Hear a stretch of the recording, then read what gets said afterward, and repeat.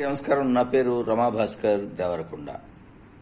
డ్రైనోజీ అనే పాపి చిరాయు రామోజీ గాడికి రోజులు దగ్గర పడ్డాయి. వాడు ఊచలు లెక్కెట్టే రోజులు అతి దగ్గరలోనే ఉన్నాయి.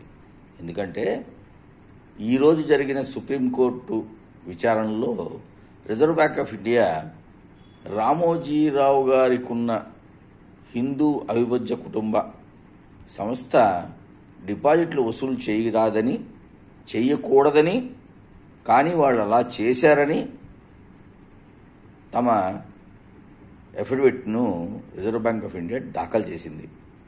అంటే రామోజీరావు అనే నీచుడు తప్పు చేశాడు. ఏం తప్పు? ప్రజల నుంచి డబ్బులు వసూలు చేయకూడదు, వసూలు చేశాడు. వసూలు చేసి దాన్ని కప్పిపుచ్చుకోవడానికి అందరికీ రిటర్న్ చేశాను, వాపసు ఇచ్చాను అన్నాడు. అంటే ముందు తప్పు చేయడం అనేది జరిగిపోయింది ఇక్కడ. సో రిటర్న్ ఇవ్వడం అనేది ఆ తప్పుని కప్పిపుచ్చుకోవడానికే అని ఆ తప్పుని మరింత బలపరుస్తుంది రిటర్న్ చేయడంతో.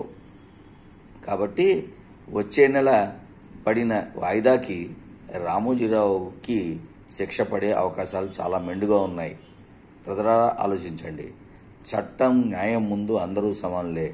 ఏదో రోజు నీచులు, దొంగలు చట్టానికి దొరుకుతారు, వారు శిక్ష అనుభవిస్తారు. కానీ ఈ రామోజీ అనే నీచుడు గత 50 ఏళ్ళ నుంచి చేసే అక్రమాలన్నీ ఒకే కేసుతో వాడు బొక్కలోకి పోవడానికి అవకాశాలు మెండుగా ఉన్నాయి. ప్రజలారా ఆలోచించండి. Take care. జై హో జగన్.